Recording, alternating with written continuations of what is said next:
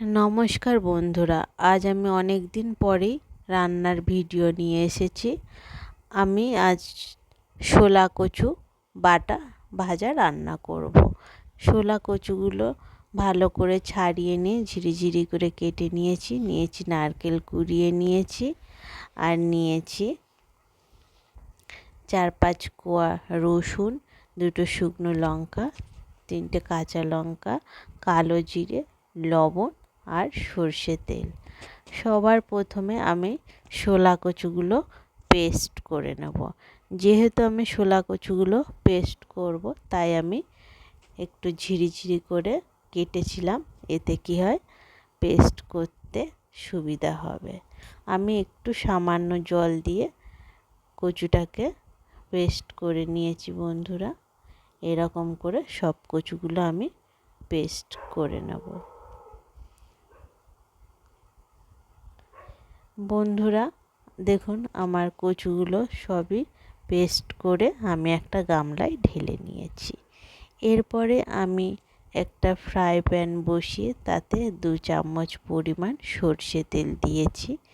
তেলটা গরম হলেই তাতে আমি 2টো শুকনো লঙ্কা, 1/2 চামচ পরিমাণ কালো জিরে আর যে 6-7 কোয়া রসুন নিয়েছিলাম সেটা একটু থেতো করে নিয়ে আমি ভেজে নেব।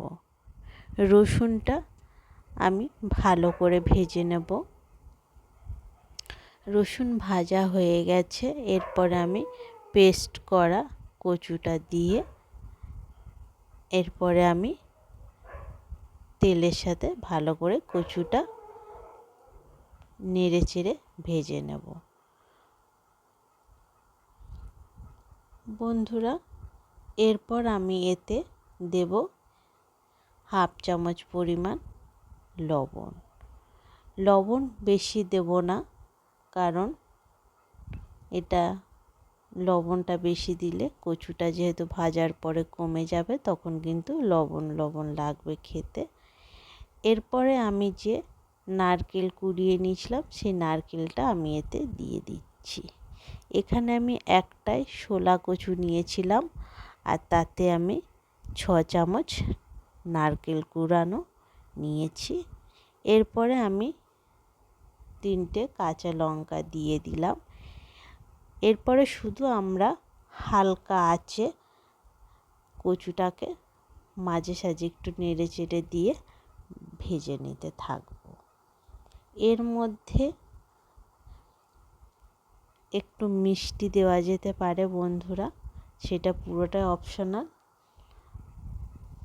দেখুন বন্ধুরা, আমি মাঝে মাঝে কচুটাকে নেড়ে নিয়েছিলাম। ঠিক কচু শেষের দিকে এই রকম কিন্তু শুকিয়ে আসবে।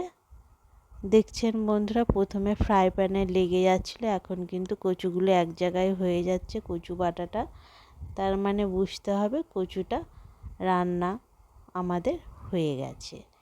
এরপরে একটু লবণটা চেক করে নিয়ে আমরা কচু বাটা ভাজাটাকে নামিয়ে নেব।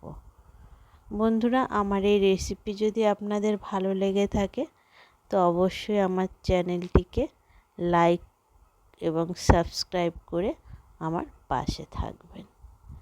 আমার এই রান্নার ভিডিওটি দেখার জন্য আপনাদের সবাইকে আমার অসংখ্য ধন্যবাদ। নমস্কার বন্ধুরা। এরপরে আমি কচুটাকে নামিয়ে নেব। গরম গরম ভাতের সাথে খেতে দারুণ লাগবে।